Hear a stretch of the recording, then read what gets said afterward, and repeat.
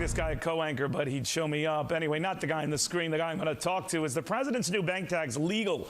Well, the judge has some very, very big concerns. Fox News senior judicial analyst, Judge Andrew Napolitano, joining us now. So you're questioning just whether he can even do it. Well, of course.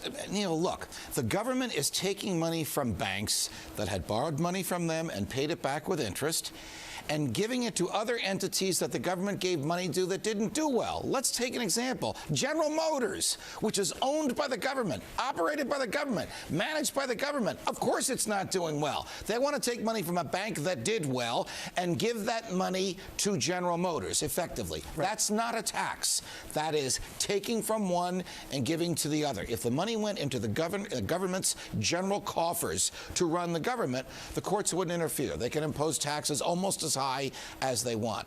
But for them to take from one and give to the other because they, the government, made bad decisions, because they run GM, absolutely can't do it. If the government wants money from you, just like if I want money from you, I would have to sue you.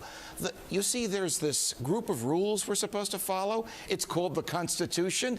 It was written to define the government and to keep the government off our backs. I didn't do this, okay? This is I'm the president. I love you. I'm using you as an example. No, but you raise a very good point, because one of the things I wanted to ask you, and you said it so simply and clearly, look, if you were going to pursue this, then prior to getting the TARP money and all these institutional, if you take this, here's what you will have. You see, they keep changing the rules retroactively. First they said, take the TARP money. Some people said, we don't want it, like Branch Bank and Trust, BB&T, the 19th largest bank holding company in the country, was threatened.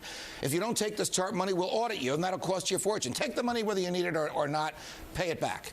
Then after it was paid back, they said, you know what, you took TARP money, we can control your executive salaries. Well, that wasn't in the deal. You know what? You took TARP money, we can control your investments. That wasn't in the deal. You know what? You took TARP money, you paid it back at a profit, but somebody else didn't, so we're going to ask for more money from you. Well, that wasn't in the deal either. Again, I didn't do this, Judge. All right, now, but one thing I see is that, let's say all of it is just weird.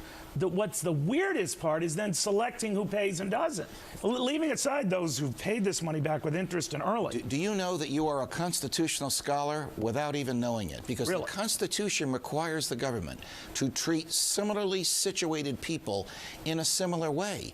It can't pick and choose and say, Cavuto pays a higher tax rate than Napolitano. It has to treat us with relative equality. The same thing with these banks. The problem with the government today is it recognizes no limitation on its power. It thinks it can regulate any activity and tax any event with abandon.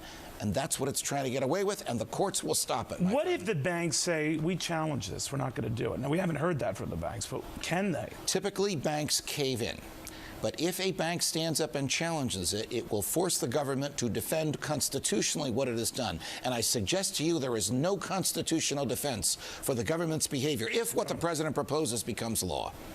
So you get angry over these substantive issues. I get mad if they say, I'm sorry, Mr. Cavuto, we're out of fries. How about yodels? That's it. Well, maybe. Judge, I tell you, you're on fire, and for very good reason, my friend.